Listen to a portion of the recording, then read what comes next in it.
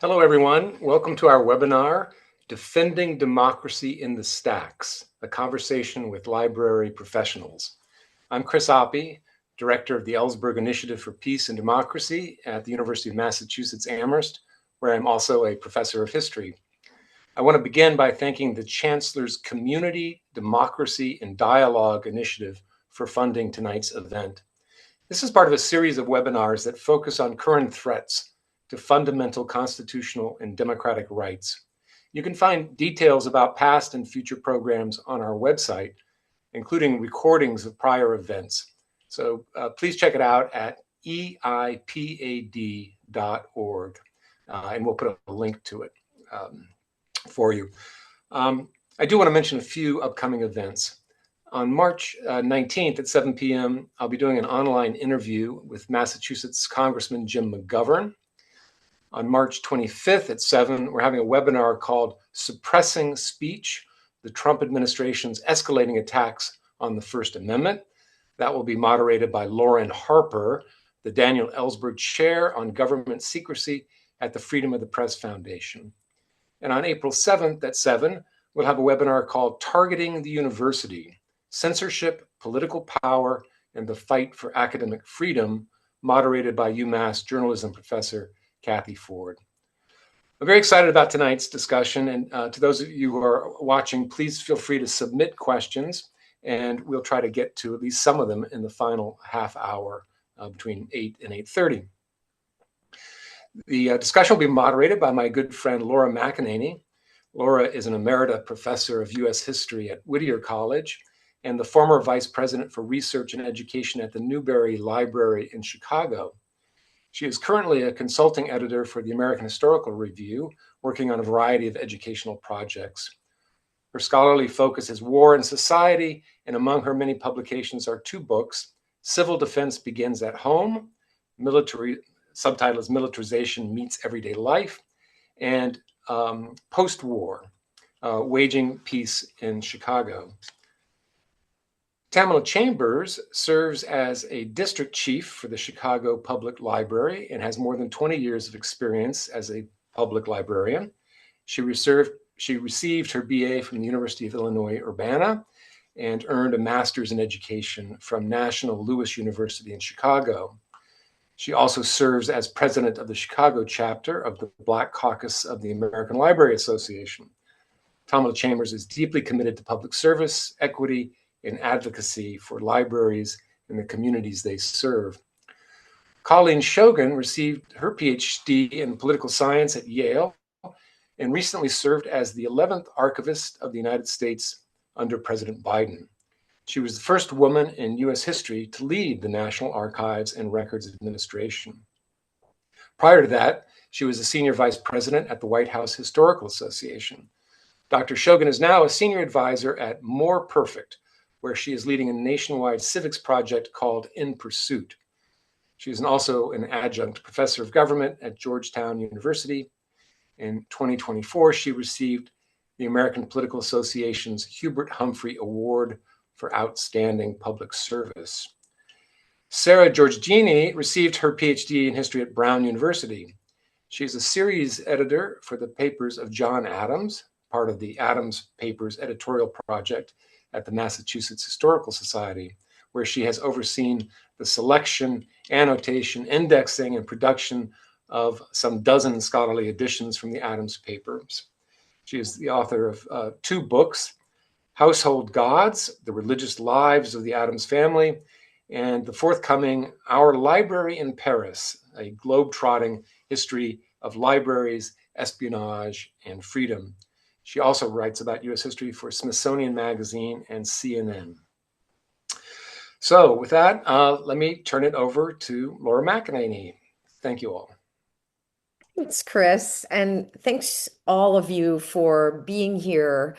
When we were thinking about this event, we realized that the Ellsberg Center had a lot of journalists, a lot of scholars, but I thought it was important to talk to librarians and archivists, people who are at the front lines of some of the debates and some of the complexities right now in terms of access freedom to read, freedom to research, freedom to learn. I want to just dive in, but I actually want to start with your origin story a bit because you're all connected in the sense that you're all information professionals, but you work in different sectors of the library archives world. And I want our audience to get a sense beyond Chris's introduction of what motivated you to work in the profession. What was the mission, sense of purpose, or intellectual interest that drew you to do the work that you're doing? And why don't we start with you, Tamela? Okay, so I will try to because I love to tell this story, and my road to libraries is it's a winding one, so I'll try to see if I can keep it a little brief. But as long as I can remember, libraries have been part of my life, so it is literally like functioning in the background. As a little kid, I loved my school librarian. And in my eyes, she was like amazing and she could do no wrong. May she continue to rest in power. And I want to call her name. Her name was Rosalie DePaslin. And Miss DePaslin, like, she had this way of connecting with all of us. And so my K through 8 experience was Mr. Paslin. So every week I look forward to going to the library and, checking out books. But then as I continued to progress, I noticed the things that she did and I wanted to be part of it. And unbeknownst to me, they were all literacy based, right? So you're not even really thinking about it like that. But she was the head of the creative writing club. She sponsored the great books. She sponsored debate teams. She did all of these literacy based things, and I wanted in. So fast forward a few years after I graduated with my undergrad, I would, because I had the library book, would go to my community library as a place for where I can get help, right? So I would go and I would do my job searches because at the time, uh, internet computers was not widely accessible in homes. So I would walk to my library and then I would do my job search and then I would just start talking to the librarians about, hey, what's good to read? So then that conversation led to, um, I still haven't found a job yet. Can I volunteer?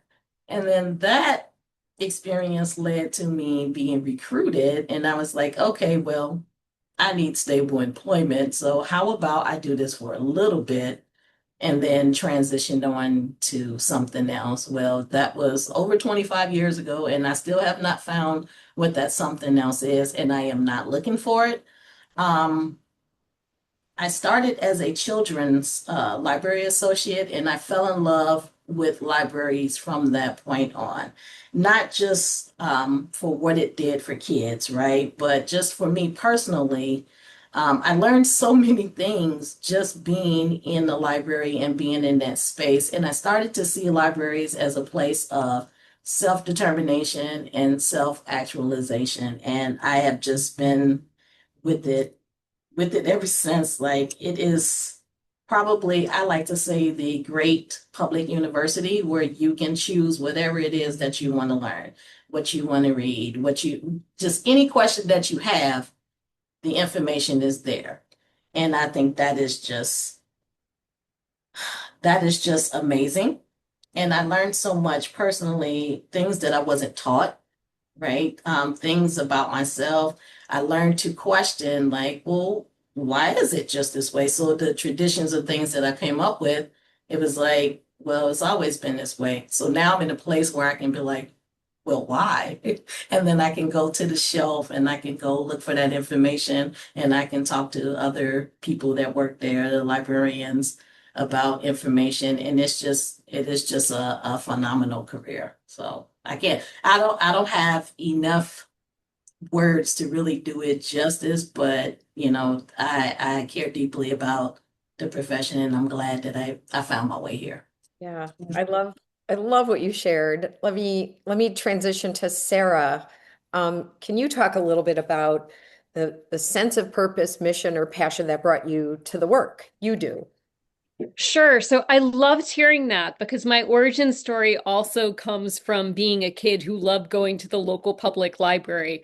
I was blessed to grow up in a family of avid readers, and we had the Brooklyn and New York public library systems just outside our front door. It was where you went to pick up your reading as fundamental books. It was where you went to watch the Olympics, learn different languages, check out your first books from the adult section. I just remember so many milestones and rites of passage that had to do with the library because it was such a community hub when I was a kid growing up. And that was so important, I think, to see a really vibrant cultural institution that was open to all. That made a huge impression on me early on. And I thought, I'd love to work in a place like this. And I'll say, similarly, many moons later, I was doing my graduate research for Boston University, and it took me to the Massachusetts Historical Society, an independent research library that began in 1791. It's the oldest historical society in the United States.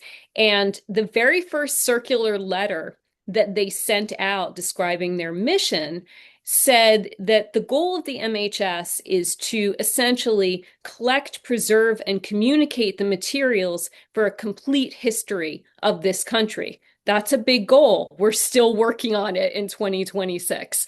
And I thought, this is a mission I would like to be a part of.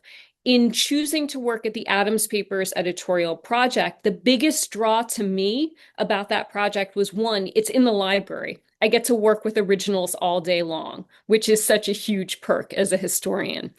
It's also the fact that my goal as a documentary editor is twofold: preservation and access. How can we keep the primary sources we have and keep them available to everybody? So I really felt like this was an important calling for me, something where making these rare manuscripts, artifacts available in a way that anyone can synthesize, interpret, and yes, I'm going to agree with you, question. I want to open up questions. I will say that John Adams, when he packed his kids off to college, had a really great bit of advice. He said, fall into questions. And I think that is a lot of the work that we do in libraries, making material available, encouraging hard conversations, and really underlining the need for dialogue in a cultural space, maybe a third place, where everyone can feel welcome. That's great. There's already threads I want to pick up on later in the questions, but I want to invite Colleen in to respond to the question. Sure, thank you. I mean, no surprise, I had a very similar experience, spending a lot of time in my public library, sometimes with my mother when I was younger. And then when I got old enough, actually, she would drop me off at the public library, and I would spend, a better part of a morning there doing something there was usually a reason why I was there looking up a particular book or a particular resource. But then I had hours later after that was done to be able to walk around. And the thing that I like the most about libraries, particularly public libraries, is just the ability to read freely and also to read anything you want.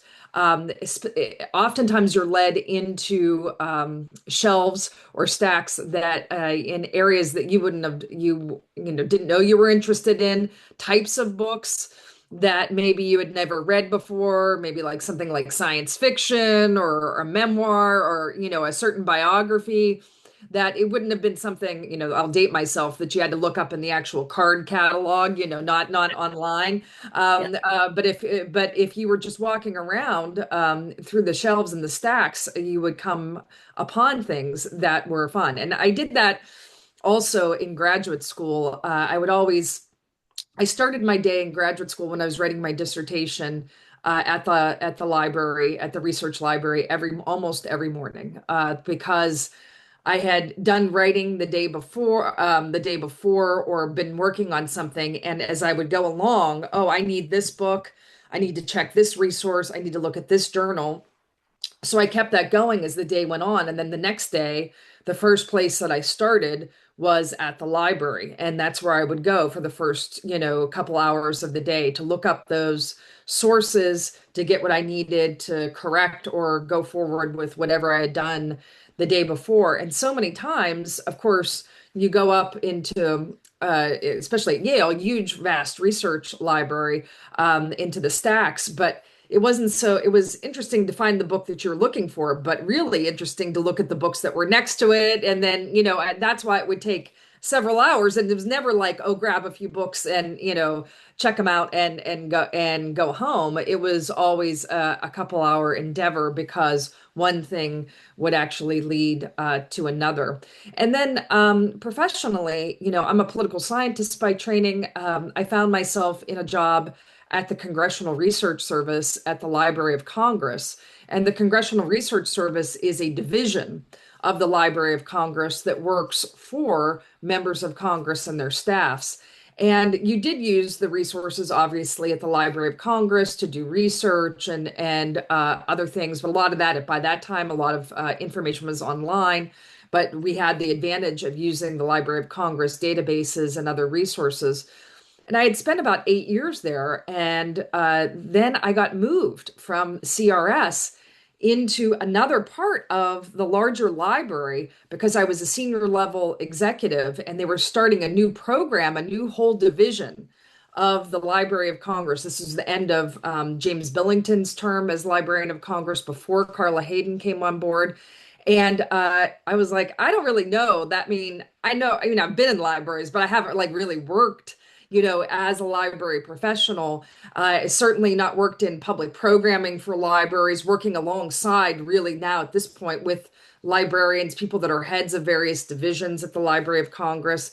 But when I went to do that, I just fell in love with it. It was so much fun. And I never, I never went back to the Congressional Research Service. As great as that place was, I never went back to that division. I just stayed for 4 more years in the main library. And then eventually, after the White House Historical Association, we had our own White House History digital library at the association that we worked on. Then, of course, to the National Archives. And I'm so thankful for my tenure as archivist that I had spent those years at the Library of Congress doing what I did, because I would have never, ever been able to be as effective as I was in the time period I was there if I hadn't learned about how a library works, which is not exactly the same as an archive, but I would say maybe cousins, at least. Yeah. Thank you all for that. I think you're all advanced in your careers, but I think it's good to revisit what drove you to the work, especially when the work gets hard. So now I want to switch to some of what might be feeling hard about the work. This webinar is called Defending Democracy in the Stacks, and I want to talk to you a little bit about a period when you felt there was relatively more democracy in the stacks. That is, more freedom to read, more freedom to research, more freedom to learn. And you all talked in some version or another about the freedom of the library. And so if you could talk about a period when you felt like there was relatively more democracy, more freedom. And I don't want to position this as a sort of stark then and now or before and after. So feel free in your response to give it a nuance that my question isn't quite capturing. But I think what I'm interested in having you think aloud about is what democracy in the stacks really looks like. What is happening when there is democracy in the stacks? What's enabling that? So let me start this time with Sara. Sure. So I'll take the last question first, thinking about the kind of enabling factors, because we're not a circulating library. We're an independent research library, so we don't have quite the same kind of challenges with book bans and things of that nature. But let me say a little bit about some of the public programming and exhibits, the ways that we think about democracy beyond books has really changed, I think. And the thing that comes to mind first is the project I've been deepest in for the last couple of weeks. Isn't that always the way? And that is our brand new 1776 Declaring Independence exhibit that's about to go up. And for all of my fellow library, museum, archives workers who have toiled over labels and figured out how to position voices and compose a useful narrative, I just want to say how inspiring it's been to be in conversation with those colleagues in the last couple of weeks as we try to build a story about a moment in the spring of 1776 that blossoms into the Declaration by July 1776, and then continuing all the way through the 19th and 20th centuries. How do we actually show the manuscripts and artifacts in our collections that let you walk from Abigail Adams' eloquent plea to remember the ladies, which is just about to turn 250 years old on March 31st, and bring you to the first rare John Dunlap printing of the Declaration broadside, and then carry you to no king signs that we've recently accessioned from protests. How do we talk about the 4th of July as a national beacon for celebration and protest in a way that is nonpartisan, in a way that invites discussion and debate, and makes us a place where you think, sure, there are stacks, but we can talk about democracy here. So thinking about kind of exhibits and programming has been much on my mind as two professional tools that we can use to refine some of those conversations, to sharpen them, and to really, I think, give them some traction and momentum in this political and cultural moment. Interesting. Let me invite Colleen in and then go to Tamela for the local look. But Colleen, can you talk a little bit about this question? Yeah, I mean, I took it as a little bit also personally. I mean, we could talk historically when there's been great advances in access. The progressive era, certainly when many libraries were built, post World War II, when you see many advances, Freedom of Information Act, post Watergate, when there's a reaction to Watergate and of transparency, the Presidential Records Act. So historically, there are moments of time where I think there's great advancements in libraries, archives, and public information. But I think, for me, there was a really exciting time from 2016. I had to actually think about what the dates were. 2016 to 2020, when I worked at the Library of Congress, that was just when Carla Hayden started. And, up until the time when I left the Library of Congress and went to the White House Historical Association. So those 3.5 years or so, almost 4 years. And that was really exciting because she came in with public library experience, although she has, an advanced, degree and a doctorate in library science. She came in with a public library experience. And of course, the Library of Congress, like Sara, it's a research library. It's not a circulating library, except to very few people like members of Congress. So, but it's not a place where you can come in and the general public can check out a book. And she kind of said, well, okay, let's keep all these things that we're doing, serving Congress, serving scholars, doing all these things, serving specialists that are coming in. We have to continue to do that. But that doesn't mean that everybody else can't come to the Library of Congress. Let's try to, her goal was let's make the Library of Congress relevant to all Americans. Let's have a touch point for all Americans. And we really took that seriously as staff. It took a little bit of transition into that, vision.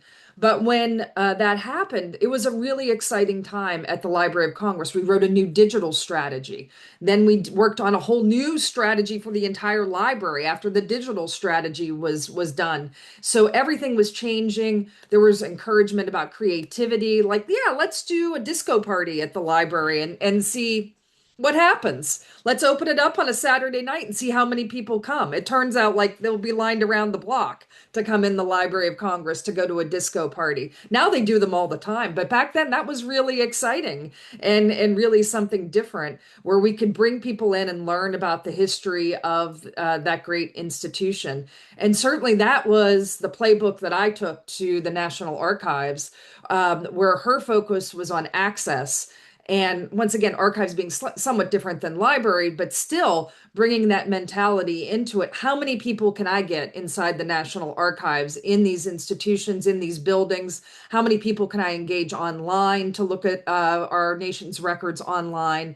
How can we do this in new and creative ways, digitally, in person, so that we can start to make these institutions relevant to as many Americans as possible? And Tamela, I want to invite you in to build on Colleen and Sara, and from the vantage point of a large urban library, to think through what is happening when the library is a free space in Chicago.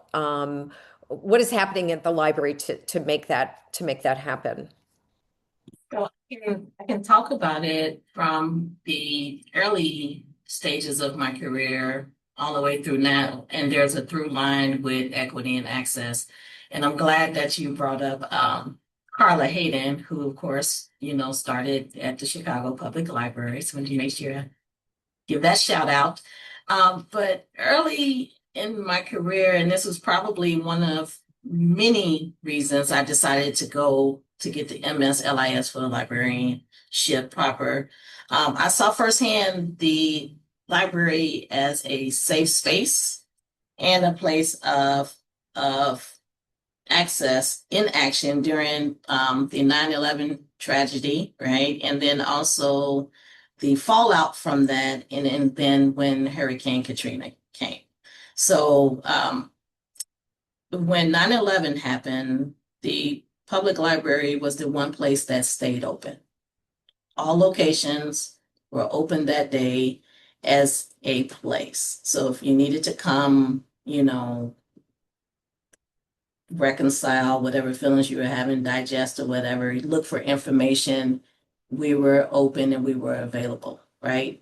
Further on down the line, when the Patriot Act came into existence and Carla Hayden was the president of the American Library Association, we backed her in her opposition to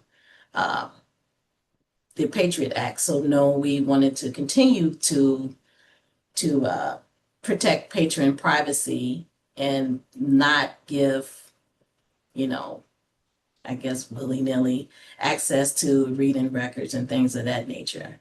And then when the Katrina tragedy happened and we had an influx of displaced people from Louisiana, I worked in a community that saw a large influx of people fleeing, Katrina. We were a space for them to, freely accessible, no money required, nothing, a space for them to come and get information, and also a place for them to reconnect with family members. And I thought, this is the kind of work that I want to do, and this is the kind of public service that, that fuels my spirit. So I'm proud to work for an organization that still continues in this line of work. We have resources for, the migrant population. So Chicago is a sanctuary city, and we get, we are a space for them to come and to get oriented, get information, get the resources that they need. And then we are also a book sanctuary. So book challenges and things of that nature. Not only is it a law in Illinois that there's no book bans, but CPL is at the forefront of that. Like, we provide access to, multicultural literature programs. I heard Sara mention earlier about programs, those types of programs and services that invite people to come in and learn about others and different perspectives. And we also have archival department, and we have archival programs or programs based on the archives. Like, one of the libraries is a regional in my district, and it's what's in regional. We have the second largest African American archive in the Midwest. So there are often lots of exhibits and things of that nature, and freely accessible to the public to come and engage with primary resources in that way. So CPL has done and continues to do a lot of work around access. And I think access is what is our thing. It's our jam. Mhm. If- Thanks, Tamela. And I want to use that response to sort of build to another question because you're sort of walking us there, which is the question about our current political and cultural moment. And if the three of you can describe some of the challenges or complexities that you're seeing now in the spaces you serve, and you're all from different places in the information professional world. But I think our audience would be curious about what you're seeing from your front lines, so to speak, about the challenges or complexities in the work of library service and the work of archival activity. So, Sara, let me turn to you to start us off on that. Yeah, so I think people are always hungry for history, right? Whether it's National History Day students or someone who's just enjoyed binging Ken Burns' American Revolution. And we are always ready to show people our primary sources and talk through some of the narratives. One of the things that I think people are most interested in now are, of course, you know, the long roots of the American Revolution. They're also thinking about issues that are resonant with today's headlines. So, histories of migration are particularly interesting. And what we do with that is we listen, we present what we can, and then I'm going to nerd out here for a minute. We go and we look at our metadata because how discoverable are we making our sources in our catalog?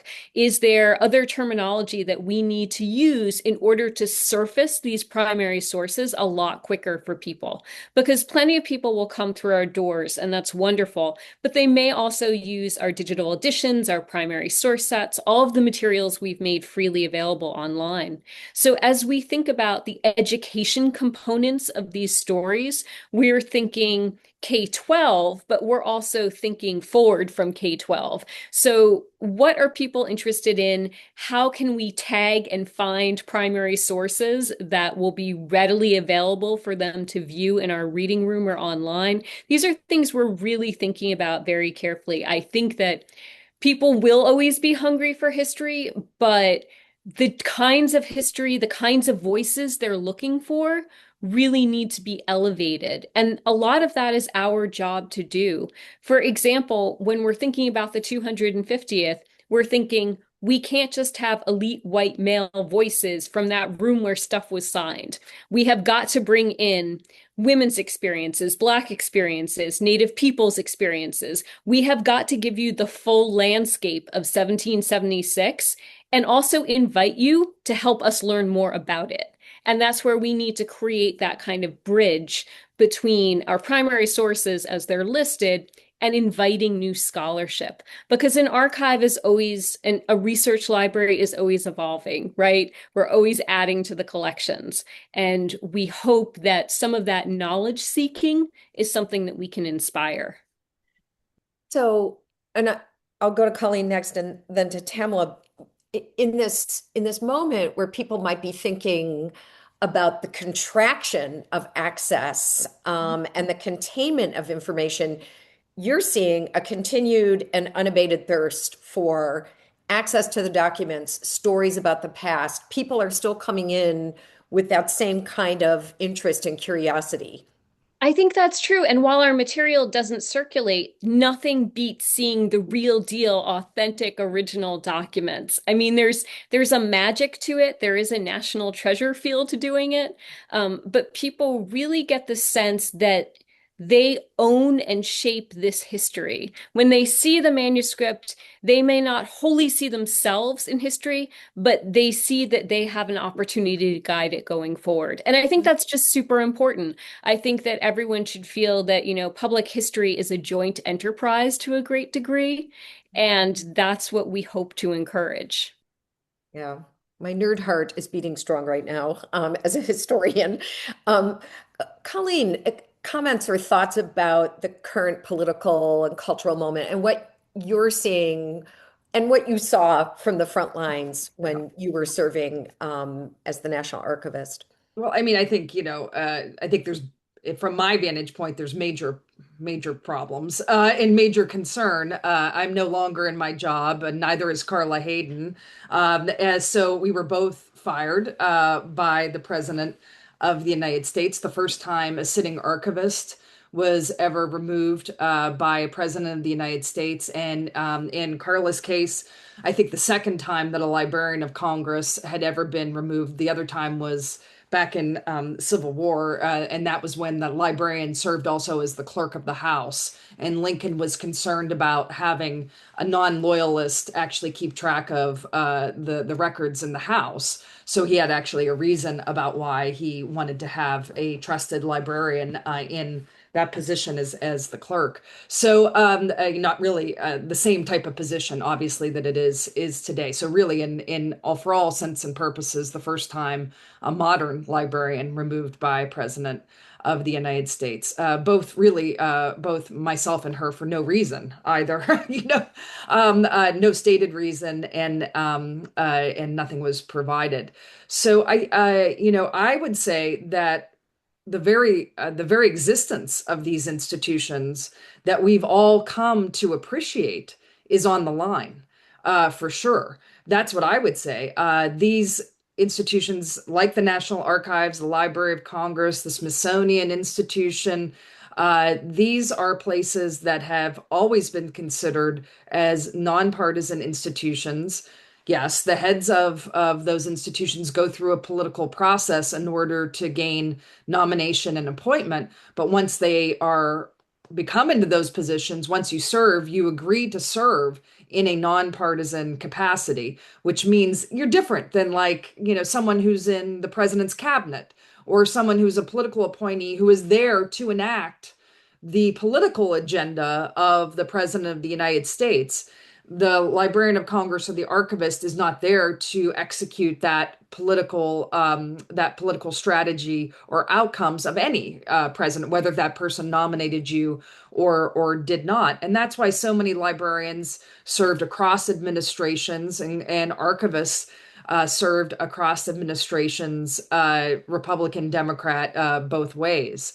So if we want to continue to trust these institutions, we want to continue to have accountability in these institutions, and we want to have legitimacy in these institutions, we're in big trouble because you've just wiped out really what the whole system is kind of like, when you play Jenga, the whole system is built on top of it, and you've just removed really the key piece, and that means the whole thing falls down. And that's how the statutes were written. That's how all the regulations were written, with the idea that you would have a nonpartisan person at the helm. And so I think it's a very, very serious moment in time. I really hope it is a blip in time and that we will be able to recover what we have lost in these institutions, but I think it is going to be very challenging. In the meantime, we're seeing a lot of backsliding, and that's also problematic. And backsliding, in my perspective, as from a funding standpoint, the National Archives, I can speak to that because I ran it. It was always an institution in great need of funding. It hadn't had great funding increases in the past couple of decades. And yet there was not enough infrastructure that had been built, physical in one way, but also digital, in order to support the great influx of born digital or electronic records that are coming the way of the National Archives. So I was looking in the other direction. We've got to find ways in which we can incrementally grow the budget at the National Archives over the next 7, 8 to 10 years so we can build in a responsible way this system that will enable us to maintain, preserve, and share all of the billions of electronic records that are eventually coming to the way of the National Archives. It has gone the other direction now. The archives has less money than it had when I was there, millions of dollars less. The administration is asking for even less than what Congress appropriated to the National Archives. And if this continues for the next couple of years, it is going to have a extraordinarily impactful effect on the National Archives. And the ability to dig out that hole is going to be very, very difficult. I mean, this is no longer the warning flare. It should be an all-out panic for what we're seeing. From my institutional perspective, as someone that ran the institution is familiar with it. Yeah. Thanks for that. I mean, I think you're offering some really critical analysis of what's happening at the national level. Mhm. And there's Sarah's snapshot of what's happening. And Sure.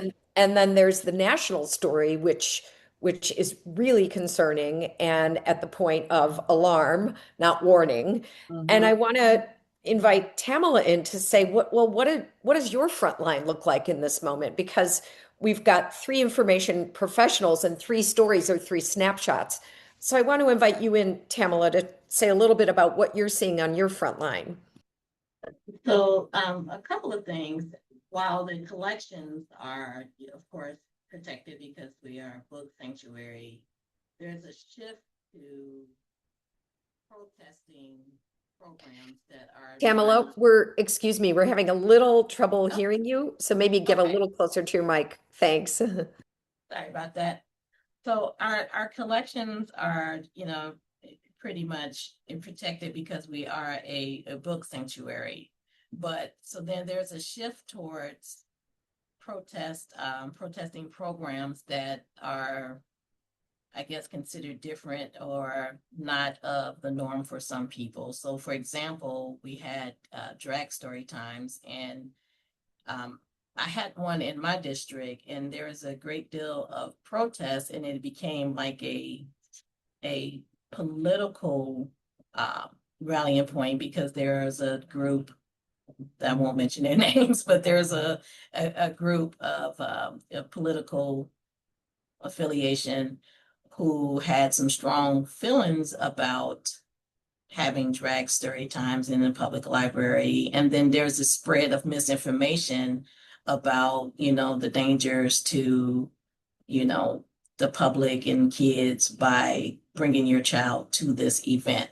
So there's that. And then a lot of misinformation about the need for libraries and what it is, what purpose libraries serve, and then what it is that librarians actually do. And I think there's a real danger in that too, because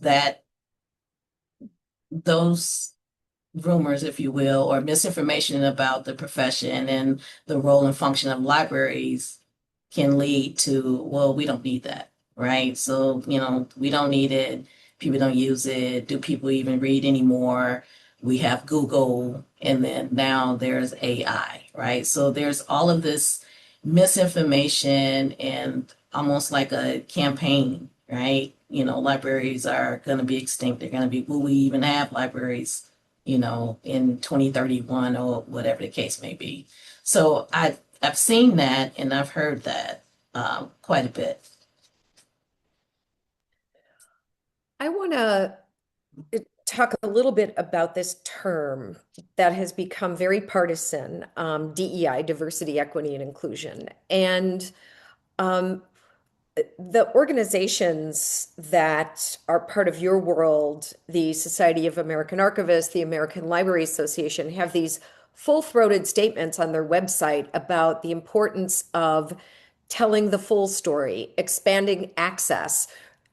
Sara, you talked about preservation and access, telling the whole story, telling a broad story, telling a complex story.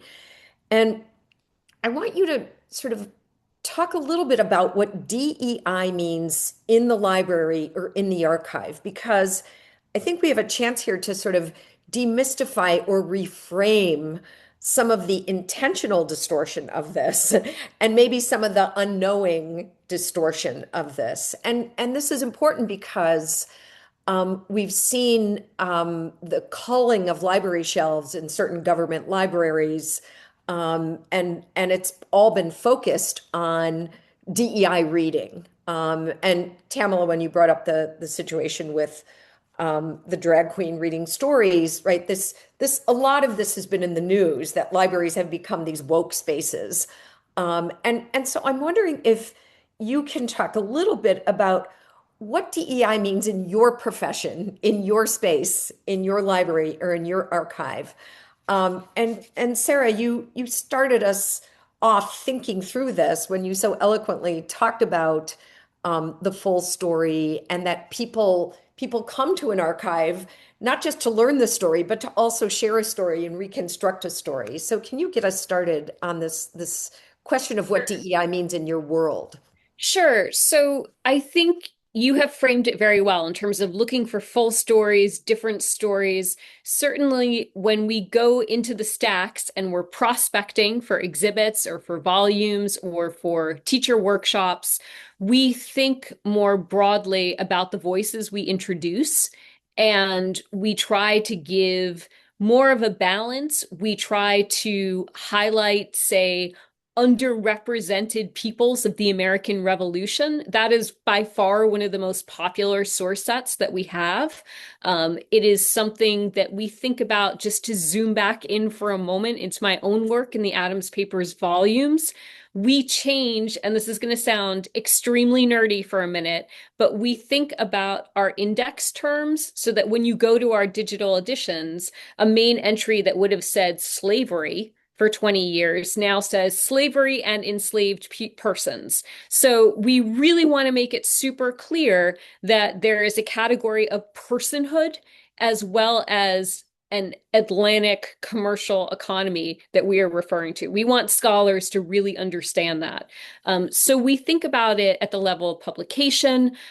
We think about the voices we're presenting and teaching. And I think really one of the most important things that we do is when we harvest that information from the stacks, we are immediately channeling it to educators and to scholars, because there's always more people you can add to your syllabus. There's always another slide that can really add nuance to your survey class. And we think very carefully about, this when we're doing National History Day supervision and judging, when we are thinking about what to digitize, even what to make available.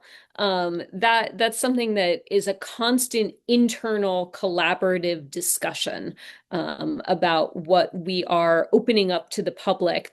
And it's a two-way street. We love when teachers and readers and students say to us, I went looking for this and I couldn't find it. Or did you search this way? Like, it's such an ongoing dialogue about what to make available, when and how, that we invite them into those conversations to ensure greater diversity, equity, and inclusion of sources. Fascinating. I want to bounce back to Tamela on this question and then go back to sort of the national perspective from Colleen. Any anecdotes or insights from the from your place in the informational professional world about how DEI is being talked about, distorted, or enacted in really positive ways in the Chicago library system? So CPL has a strong commitment to making sure that the libraries in the communities are reflective of the needs of that community. So that is intentional with the collections and the programs and the services, because we do recognize that there are differences. Chicago is a big place, right? And different communities, have different needs. So there's intentional work being done to make sure that the libraries are reflective of that and meeting that, rising to the occasion for that. Colleen? Right. I think there's a lot of ways in which we, can incorporate the concepts that previously were known as DEI, but it's a lot of it has to do with access. And what we did at the National Archives, kind of what Sara alluded to there at the end, there's 13.5 billion records at the National Archives, and about 400 million or so are digitized and online. So there's a lot of work to do. So you have to prioritize. Hopefully everything will get digitized at some point, but there has to be priorities for right now versus, 10 years from now. And, certainly one of the elements, one top element was use, so you want to get some of the records that are heavily used out from people touching them all the time. So, you want to digitize some high use records. But sometimes this also was an overlap for records that were for previously underserved and disadvantaged communities. And we had some really great examples of working for that. For example, one project that I was really happy to work on, which was a very top priority of Senator Lisa Murkowski from Alaska, was to digitize the native Alaska records. So those records used to be in a NARA facility in Anchorage. But then, a while ago, well over a decade ago, they closed that facility in Anchorage. It was very expensive to maintain. And so they moved those records to the closest location, which was Seattle.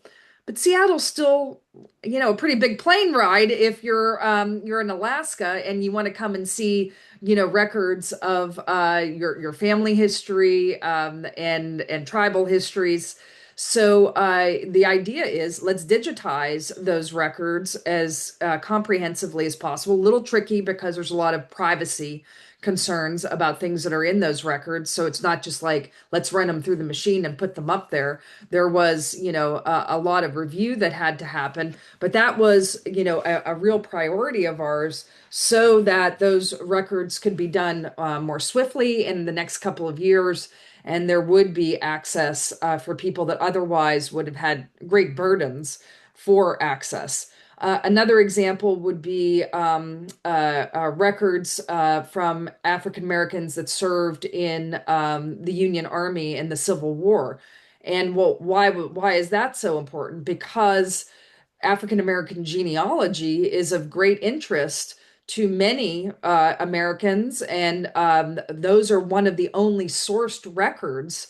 There is a problem in African American genealogy because there's also absences in the archives. There's absences when it comes to racial and ethnic minorities. There's absences when it comes to women, and so on and so forth. So when you do have a good source of information in African American genealogy, let's digitize it and get it online so that more people have access to it, because there's fewer options in order to do that type of research and work. So, I mean, these are really, it really comes down to, as both Tamela and Sara have talked about, it comes down to access.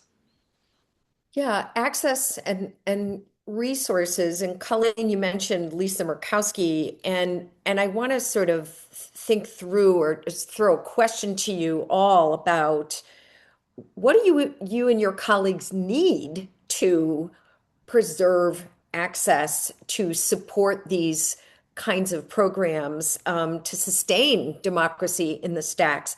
And you serve so many different constituencies. Tamela said Chicago alone is its own complex population that has very different needs. What do you need from politicians? What do you need from researchers, teachers, patrons? Can you articulate a bit the kind of full-throated support you would want to see from any of these groups? Um, Tamela, let me start local and then I'll go a little bit bigger. Go ahead. Okay, so I would say support your library programs. Go to a program that you ordinarily wouldn't. Go visit a branch that you ordinarily wouldn't, right? Go outside of your community, go to a different library. Read a book, that is different. I think Colleen mentioned earlier about, getting interested in sci-fi, and you've never picked up a sci-fi book before, but just explore, right? Go visit, go see, go experience the programming. Encourage others to do the same. Bring friends with you. Just come see all of the great things that are happening in libraries and all of the things. There are so many times people have come and go, I didn't know you could do that at the library, or I didn't know they offered that at the library, or how long have you all been doing this? So just Get out there and explore. And then I also have to put in a plug for my school librarian colleagues. Advocate for librarians at your schools, right? That is one way. Librarians, school librarians are literally trained to teach critical thinking, right? That is a skill that you would want your kids to have, and we want all the kids to have. Advocate for a librarian at your school. That's so important. Sara, thoughts on what do you need in terms of articulated support from politicians, researchers, or just patrons saying, I did this thing at the library and it was cool. Let me spread the word. Let me defend it. Let me talk about the joy I found in this space that we take for granted. So I'm 1,000,000% behind Tamela's explore, explore, explore. That is also something I would underline. I would add join the conversation. So libraries often have a ton of public programs, often free in person and online. Go to them, raise your hand, ask questions. It is a wonderful place to participate, which is, of course, a cornerstone of democracy itself, and to share new ideas. So I would say a place like MHS, yes, you need to be buzzed in because we have some really priceless stuff that we want to show you. But once you're inside, explore the exhibits, talk to the staff. And when you're done, go out and be a great library ambassador for us. Tell us about seeing the Treaty of Paris of 1783. Tell us about that time that you were able to, hold a priceless artifact or something really snagged your attention in a workshop. So I think building on Explore, I'd say be part of the dialogue and then tell everyone about it. Yeah, and I think I want to jump to Colleen in a second, but I like that you said you have to be buzzed in because there are certain treasures. And I think people can feel a little bit about libraries that they're kind of intimidating spaces. And unless I have a certain kind of education, a certain kind of credential, or a certain kind of training, I can't walk through that door. I can't walk into that lobby. So when you say join the conversation, there's a beautiful earnestness and excitement in your voice. And as a first generation college student, I remember feeling that this is not a place I belong, but it was the librarians and the archivists who said, no, you do belong here. Come on in, let's talk. And what can I show you? I started at the front desk at MHS, buzzing folks in, and I think I never really lost that demeanor, Yeah. which I think is great because people would come in so excited, sometimes a little hesitant, and that's totally normal. So I feel like the libraries are for everyone kind of motto that has gained such traction is a really good one for all of us. Yeah. Colleen, let me invite you into this, and then we're going to start transitioning to Q&A. I mean, it was a particular problem that I faced because no one that I ever talked to, no member of Congress, no senator was ever against the National Archives. I really never ran into someone who was like, yeah, I would like to defund you, or, yes, you shouldn't exist. These things aren't important for us to preserve. I never ran into anyone who articulated that to me. And I talked to many, many, many members of Congress and senators in their offices and in my office, during my almost 2 years at the National Archives. But the problem, that's not the problem. So that's good. But the real problem is you're competing, in the federal or national scale, you're competing with scarce dollars of other places. So sometimes I think our politicians think of archives and libraries as nice to have, because I think sometimes, and myself included, and I think we were trained to call it this, we have thought of libraries and archives as cultural institutions predominantly, which of course they are. But I've started to change my vocabulary in the past year about libraries and archives, and without challenging cultural institution, but I really rephrased it to being institutions of democracy, or an essential democratic infrastructure, right? We need this for our system of government, for our way of life, our self-governing way of life. We need libraries and archives and places where we can access information freely. We need those to exist in order for us to continue to exist. So, I mean, these are essential components and essential ingredients for democracies, both local democracies, state level, and of course at the national level. So we have to start treating them that way. As we can't be just say, oh, after we fund everything else, we'll give you what's left over. That's not how it should be. We should be in the mix. Libraries and archives and funding for archives and libraries should be in the mix just the same way that we would be funding other institutions that we rely upon for our safety and for the continued maintenance of our way of life. Yeah, that's fascinating, that language change, that when we're talking about democracy, we're talking about libraries as foundational institutions there, rather than, they're nice to have or they're always there, right? My public Right. library is always there. There's an assumption that it will always be there, funded and ready for what I need. Yeah, that's really important. It's that change of language is hopeful, but it also generates the urgency of it Right. without panic. I like that formulation.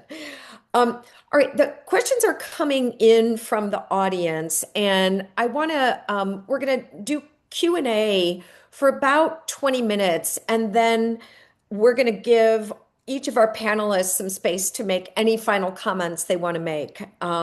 So that's the run of show for the next half an hour. So the first question that's come in is, and this is to anybody, is can you comment on the Trump administration banning nearly 600 books from schools on military bases, targeting content related to race, gender, sexuality, and LGBTQ issues? And I referred to that a little bit earlier in reference to my question about DEI in the library. Would anybody want to comment on that?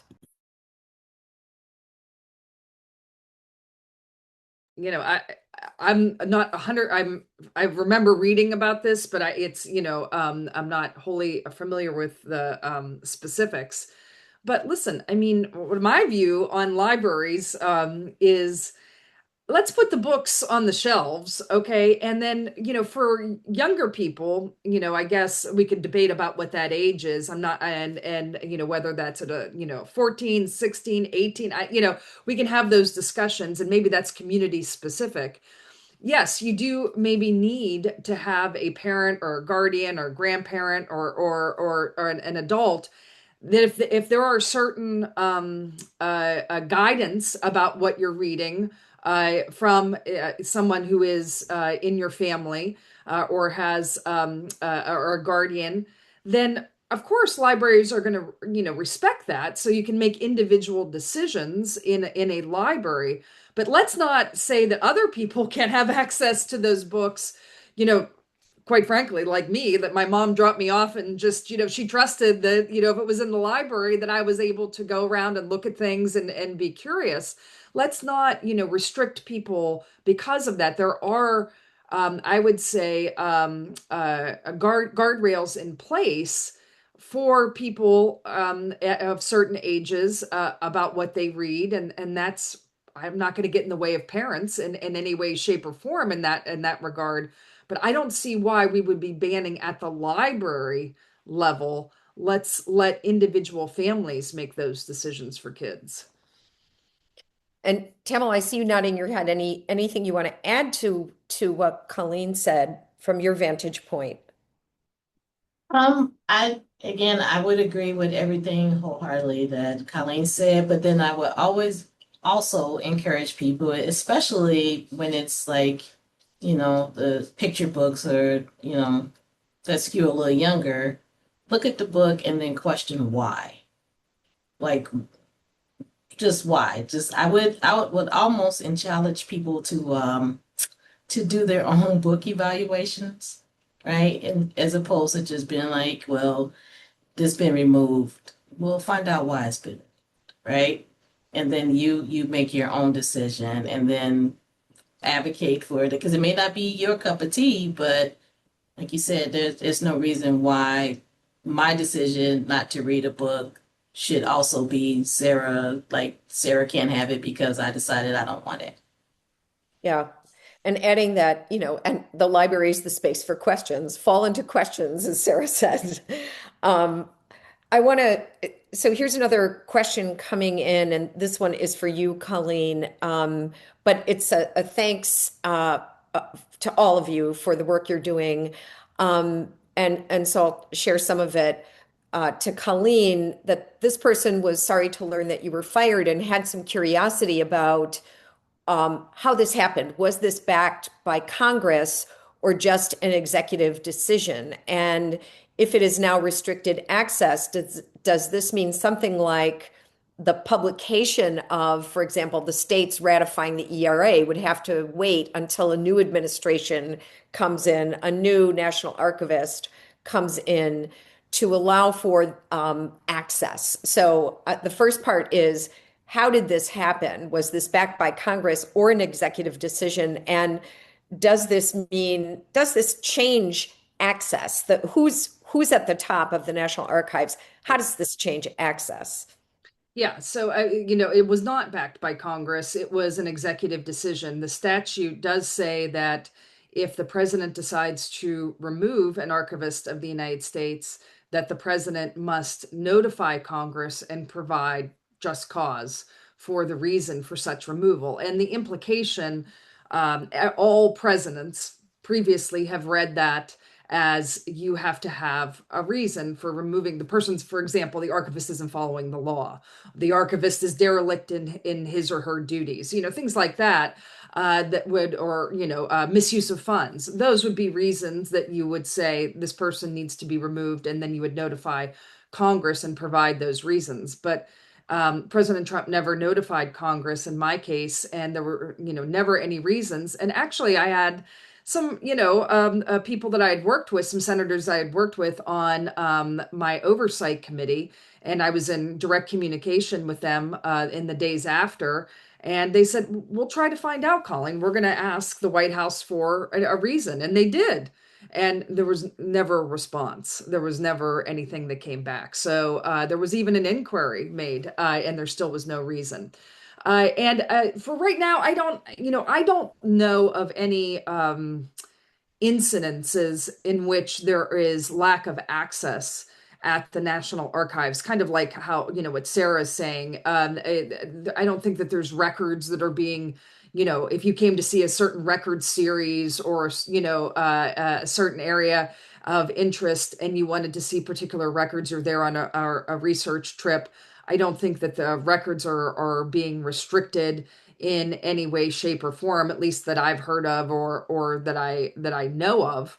I think that some of the stories that are being told, and how, for example, some of these institutions will handle the 250th anniversary, will be done in a way that is very consistent with the current administration's guidelines. And that is something that is very different, I think, than in ways in the past where there's not been a top-down dictate for how, for example, records are displayed, or the choices that are made in those things. I made the decision, I will say one last thing. I made the decision when I was the archivist to add 2 documents to the rotunda in the National Archives. Of course, houses the Declaration, the Constitution, and the Bill of Rights, and has since the 1950s, when Harry Truman brought those documents over from the Library of Congress. So that that area, the rotunda, has not changed since 1952. And so I said, in preparation for 2026, we got to make some changes. Let's think a little broader. Not that these 3 documents aren't important, that they're not our founding documents, but how can we articulate those founding principles in other documents as well? So I made the decision to add a case for the Emancipation Proclamation for its permanent display, and also for the 19th Amendment for the United States. So we're starting to tell a little bit more of a fuller story of American history. Those cases have been constructed because I raised the money for both of those cases in the rotunda. They are currently sitting empty. and I'm waiting for the Emancipation Proclamation and the 19th Amendment to go in. I've been told that should happen in March. So we'll see. Wow, fingers crossed. Um, Speaking of the whole story, this next question is sort of connected to what you just said, Colleen, and it's for all three of you. How much do you think the local and national demonization of libraries, archives, museums, national parks, or the pressure to present, that is, only a certain narrative in those spaces, narratives in the national parks, for example, how does the strong shaping of this narrative, in this audience member's words, hurt the younger generations in terms of their critical thinking about our nation's history? So this question is really about thinking through what the impact is if we tell partial stories or we control the stories. Sara, I'm going to go to you because you talked Yeah. a wee bit about this, and you're working in the archive of a founding father. So can you speak to Yeah. this? So I find, and I want to give a shout out to the youngest readers and history scholars out there, that sometimes the youngest students have the sharpest questions. And I have found that they are so open to kind of that fire hose of primary sources when they come to visit us, that they are able to very shrewdly pick apart just some of the questions that will entangle them and encourage them as dissertators down the line. So, for example, yes, we have the Adams papers, 250,000 manuscript pages. We are also the second largest archive of Thomas Jefferson's papers. And I often show Adams and Jefferson items together to kind of complicate the story, to show frenemies, political rivals, just a completely unique retirement era correspondence between these two. But I also look at what is a conflict within their own archive and I present it to them. And I can distinctly remember showing a bunch of high school students Jefferson's draft of the Declaration, where before the Continental Congress got their hands on it and edited it, there's a ringing declaration. Not a declaration, but a denunciation, rather, of slavery. And it says he has waged cruel war against human nature itself. Right next to it, I show his farm book, in which he lists how many blankets each enslaved person gets. And I said, how does this come out of the same person, right? This is something that historians talk about a lot. And the students immediately looked at me and said, wrote one thing, did another. Like they immediately got it. And I thought, like, there is so much hope in how the rising generations are parsing these incredibly difficult and complex historical stories. Don't be afraid to throw the hardest primary sources at them. Give them exactly what we're working with and encourage them to really kind of hone their craft.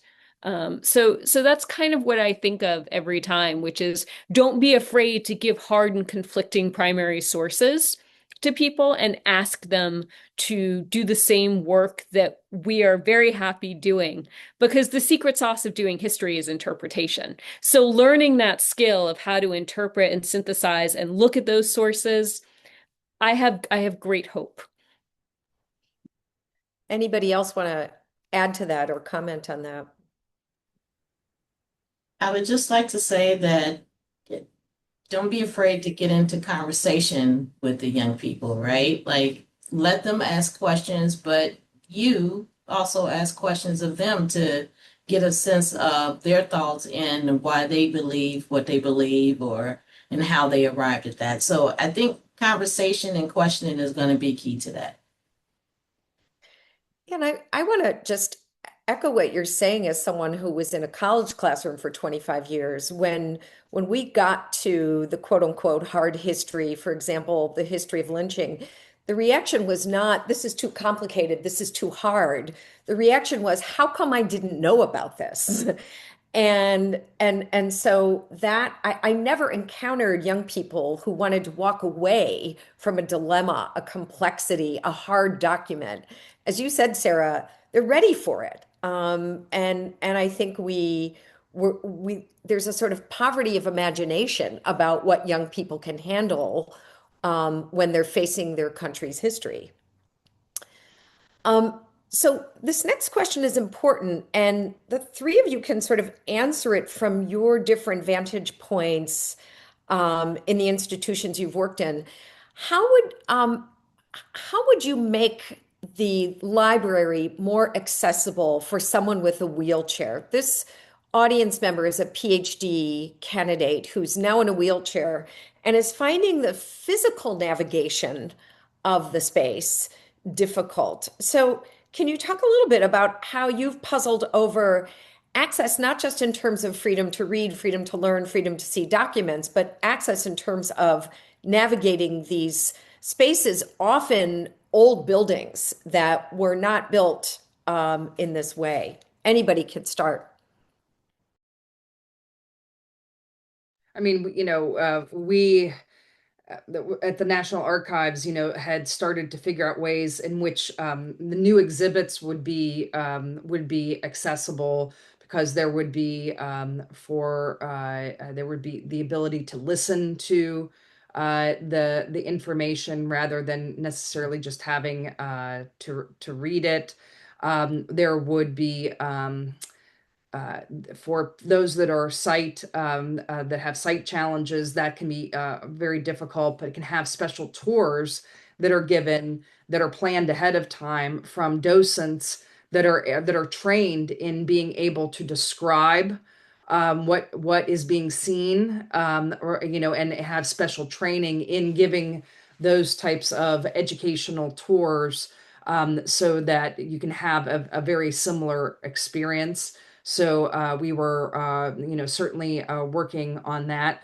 Our stacks are in the National Archives and at the Library of Congress are all closed. But it is a problem because I think it has a lot to do also with resources, because even when I was in graduate school, there was, if there's overcrowding in the stacks, then you have, books on the floor, for example. And if there's books on the floor that are being piled up, how could you be in a wheelchair, or if you needed assistance? That would be very, very difficult to navigate, because the aisles themselves aren't even if you could fit a wheelchair in there, they're not actually free of actual items that are there. So that is a challenge, and something that in I'm sure in public libraries that they face all the time. Now, of course, there's different types of materials in public libraries and different types of how stacks are accessed than it was 20 or 30 years ago. But yeah, that's an evolution. And I would say if you don't see it, you should ask for it, and then also and make your voice and make your comments heard. And if the response isn't immediate, I would almost guarantee you it's a resource issue. It's not because people don't want to be responsive to it. Tamela, can I have you weigh in here, because the Chicago Public Libraries, I know, face these questions and these challenges. Any insights you want to share for this audience member? So the system as a whole, like, of course, there are different eras of buildings and when they were built, and the city has done a lot of work with retrofitting to the extent possible. But I would also encourage, please talk to a librarian, like we're there to help. So if there's any sort of assistance, we can get that for you, or we can do it for you. Like we can go, you find it a little difficult to maneuver down the aisle or whatever, you can give us a call and we'll have the information ready for you. So there are ways that, the library staff can work around the limitations of the building. Mm-hmm. Yeah, and I like this point about asking, because there's the space is yours, right? And you're shaping it when you use it, and that piece is really important. I have another question from an audience member, and this one is about AI. Tamela brought up AI. Can each of you talk about the relationship between AI and democracy from your particular librarian's perspective, from where you are? The audience member continues, is AI endangering learning and creativity, or supporting democracy in learning and scholarship in some way? So we'll have all three of you respond to that, and then I'll ask you for some final thoughts. I have a question to shape that. But AI has come up, and I think it's an interesting question. Anybody want to start us off on the relationship between AI and democracy from your vantage point? Sure, I'll take a crack at it. As a Gen Xer who is still learning her way around AI, let me be honest. But I will say at a very basic level, one thing that we are looking at within the Adams papers, and I know other editorial projects are thinking about, is the power of AI for transcription purposes, and thinking about how we can really boost availability of documents with authoritative transcriptions. This is something that we are still kind of feeling our way along the path, and we're understanding what works, what doesn't. I don't think that it's something that will replace a really excellent human transcriber tomorrow, but we are curious about some of the roots and tools that these AI transcription programs use, and whether or not they can help shortcut a step for us, that will take us to the next step of, then moving on to annotation and indexing and accelerating our volumes. So at a very simple level of, can we harness the same AI tools for authoritative transcriptions that you might want to use at home? We're experimenting. Great. Thanks, Sara. Tamela or Colleen, do you want to talk about this I mean, question? we're going to definitely, we're going to need artificial intelligence in places where there are millions and then eventually billions of records to be able to make sense of them. It's just there's not enough human power. Even if we had our greatest wishes for resources, you would have to fill stadiums and stadiums of archivists in order to be able to process that amount of information. So we're going to need AI to help us locate records, to identify records, to formulate metadata. But that does not mean we'll just put it on automation and that'll be it, and we'll eliminate, I don't know, hundreds and thousands of positions for archivists or librarians. No, that just means the archivists and librarians are going to be trained to work alongside AI in order to come up with the best results. And that will be a tool that they will use, a very powerful tool, but it doesn't mean that it's going to be a replacement. So I'm very bullish on it. I work with a group, a company. I think that Sara, they're working with Massachusetts Historic, and we're using some components of AI in order to figure out ways that we can accelerate the processing of collections, particularly in archival facilities. Because using the power of AI and then having a program on your phone to being able to describe a box, and what you see in that box is a lot faster and can be a lot more accurate than you sitting there either taking it down by hand or typing it into a computer. Now, there still has to be correction on the other end. There has to be validation. There has to be a lot of steps that go through it. But like what Sara said, that initial first step to describing the contents and getting, processing down from, a 7 or 8 hour endeavor down to a 1 to 2 hour endeavor, that means you can get through maybe 3 to 4 times the amount of materials, and then also employ volunteers to possibly help with certain stages of the process. So I think there's a lot of positives to it, but I would not go on like ChatGPT if you want to learn about John Adams or any other historical figure. I wouldn't just start typing in and think that everything that comes out is going to be 100% accurate. You still have to check your sources and go to authoritative websites and sources for that information. Interesting. Tamela, from your perspective, this question about AI and democracy, or we might think about AI and access. How do you hear this question? Any thoughts from you on this? So everything that Colleen just said about it being a tool it's another tool, like kind of like when the internet became a thing, right? And then libraries transitioned to, being places where people can freely access the internet and all of the learning that came with. So, I see libraries as being a place where you can explore that and also teach you how to use it as a tool to get your information needs met.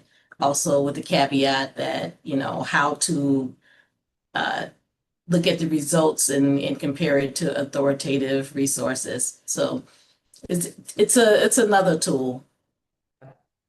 Yeah, with advantages and disadvantages, real trade-offs, I'm hearing you all say. So it's 7:25 in my time zone, 8:25 on the East Coast time zone, and I want to give you the chance to offer any final remarks on anything we've talked about tonight, or a point you really want to amplify. Um, and you might think about it in terms of we're approaching the 250 and what role you want to see libraries and archives continuing to play in the next 250, or there just might be something that you want to say in your final comments. So let me start with Sara, then I'll go to Tamela, then I'll go to Colleen. Go ahead, Sara. Well, thanks. I have so enjoyed our conversation because, I mean, libraries are loud. It's not about going in and being shushed. There is so much going on. And I'm struck by like all the action verbs we've used tonight, like explore, discover, create, do this. I think that harnessing that energy and keeping it going July 5th and onwards is great for those of us who do history, especially of early America. Our work is kind of just beginning. In many respects, I think that understanding the multidimensional nature of libraries as cultural, educational, and at times political institutions is just a really important way of thinking about that. And I'm delighted that everyone here has drawn that out. We really understand that libraries are integral to the democratic architecture of the nation. And that's a building project we're all engaged in daily. Thanks, Sara. Tamela? Um, Again, I couldn't have said it better myself. Just stay curious and keep questioning and keep looking to libraries and the information contained in there as, your path to meaning making. Beautiful. Colleen? Yeah, I would say, something that was said earlier, go to your local library, your local historical society, and engage in programming there. Thank the people that work there, thank the librarians, thank the archivists or the historical specialists, the curators that you interact with. And if you do have the occasion to talk to someone in a position of, some sort of representative, whether that is at your city council level or is at your state level, or certainly at your national at the federal level.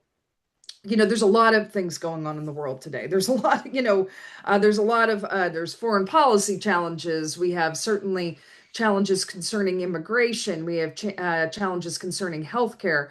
So there's a lot of problems that are on our plate.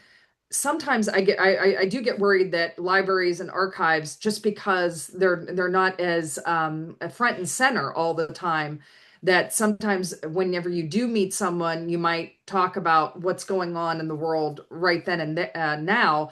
And even though you're a great supporter of libraries and archives, it doesn't necessarily come up in the conversation. And maybe to make that front of mind when you are in those conversations, I think that can be extremely helpful and beneficial. But and I also want to say what Sara said is, July 4th will be great, but we'll all be there July 5th too, and every day thereafter. So we hope that curiosity stays with us the entire year and then forward.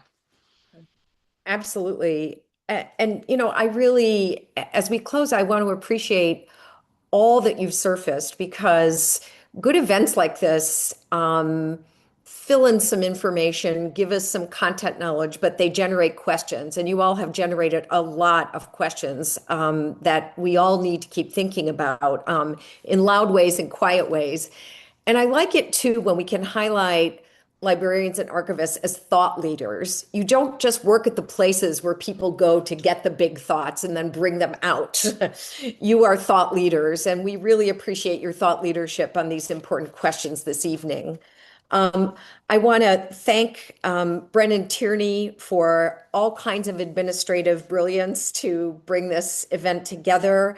I want to thank Chris Oppie for giving us the opportunity to have this conversation and the work he does with the Ellsberg Initiative for Peace and Democracy. May the conversations continue, and thanks to all of our audience members, our participants, our learners, for your questions and your listening. Thank you. Good night.